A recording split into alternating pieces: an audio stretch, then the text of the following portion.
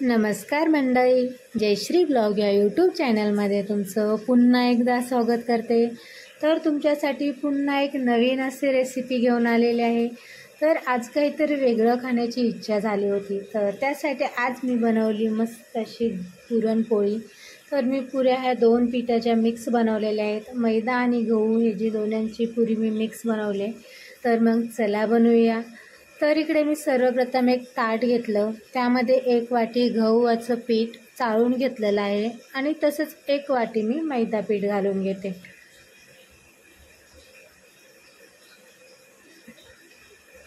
तर इकडे 1 वाटी मी मैद्याचं पीठ पण घालून घेतलं आणि थोडंसं मीठ घालून घ्यायचं।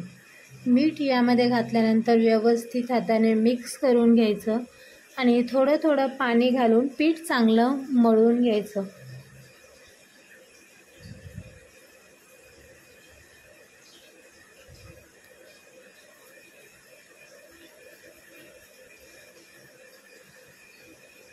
तर इकडे तुम्ही बघू शकता मी पीठ मस्त असं मळून घेतलेलं आहे। तर हाताला थोडंसं तेल लावून घेते आणि त्याला पिठाला व्यवस्थित तेल लावून थोडंसं अजून मी मळून घेते।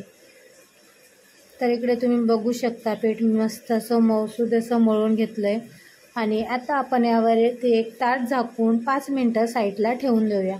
तोपर्यंत आपण इकडे पुरीसाठी भाजी रेडी करतोय। तर मग इकडे मी उकडलेले बटाटे घेतले 4-5 आणि त्याला असे मी मॅश करून घेते। तुम्ही मॅश नाही केलं तरी चालेल, डायरेक्ट टाकले तरी ते नंतर होऊन जातात। तर त्यासाठी इकडे एक मी मसाला बनवते। कांदा आणि टोमॅटो घेतले एक मीडियम साईजचं कट करून आणि त्यामध्ये 2-3 हिरवी मिरची घालून घेते आणि त्याला आता आपण मिक्सरला बारीक करून घेऊया।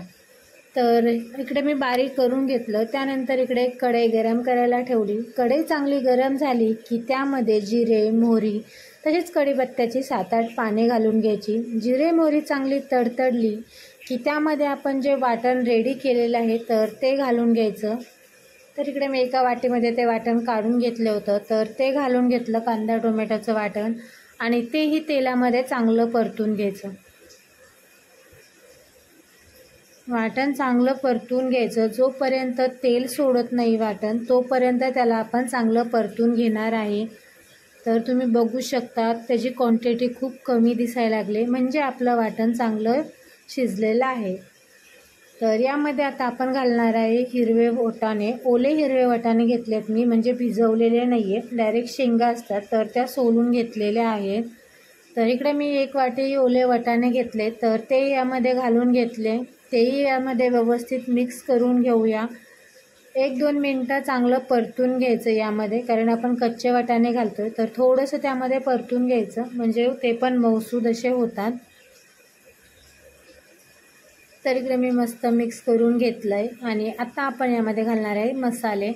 तर इकडे थोडीशी हळद, तसंच पाऊण चम्मच मी हे घालून घेते धने पावडर, तसंच गरम मसाला आणि 1 चम्मच लाल तिखट आणि इकडे मी 2 चम्मच किचन किंग मसाला घालून घेतला आहे आणि तोही यामध्ये व्यवस्थित मिक्स करून घ्यायचा। मसाले घातल्यानंतर पण आपण 2 किंवा 3 मिनटं त्याला चांगलं परतून घेणार आहे। मसाले चांगले भाजले पाहिजे, शिजले पाहिजे, तर त्यासाठी तर इकडे मी 2-3 मिनटं मसाले चांगले परतून घेतले आणि आता आपण यामध्ये घालणार आहे पाणी। तर इकडे माझ्याकडे मसाल्याचं पाणी होतं, तर मी तेच पाणी घातलं। पाणी तुम्हाला जेवढी भाजी बनवायची आहे त्याच्यानुसार तुम्ही कमी जास्त करू शकता। तर इकडे मी अजून थोडंसं यामध्ये पाणी घालून घेते। तर इकडे मी पाणी घालून घेतलेलं आहे आणि सर्व व्यवस्थित मिक्स करून घेते आणि आता यामध्ये घालूया आपण चवीनुसार मीठ।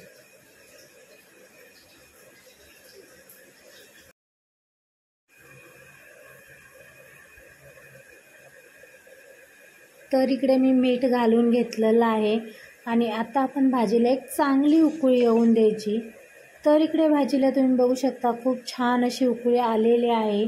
तर यामध्ये घालूया आता आपण जे उकडलेले बटाटे आहेत, तर ते थोडेसे हाताने मॅश करून घ्यायचे किंवा थोडेसे चाकूने केले तरी चालतील आणि ते घालून घ्यायचे आणि त्यालाही यामध्ये व्यवस्थित मिक्स करून घ्यायचं आणि आता आपण या भाजीला 5 ते 6 मिनटं चांगलं गॅस मीडियम करायचा आणि शिजवून घेणार आहे।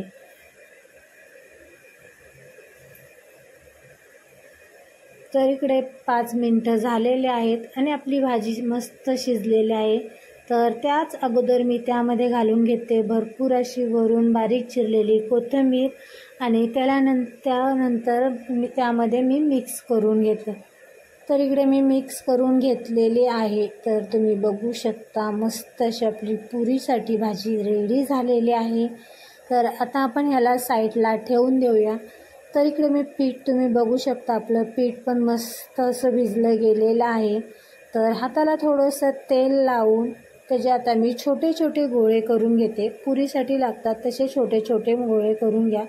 तर इकडे माझ्याकडून थोडे लहान मोठे झाले होते, तर मी त्याच्यानुसार ते नंतर ॲडजस्ट केले.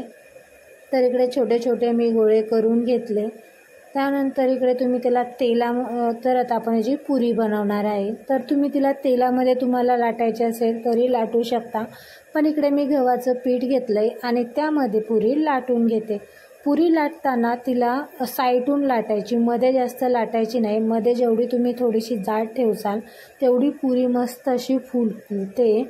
तर इकडे मी पुरी लाटून घेतली आणि इकडे मी तेल पण चांगलं गरम करायला ठेवलं होतं. तेल चांगलं आपलं गरम झाले तर त्यामध्ये आता मी ही पुरी घालून घेते आणि दोन्ही साईडून तिला चांगली फ्राय करून घ्यायची.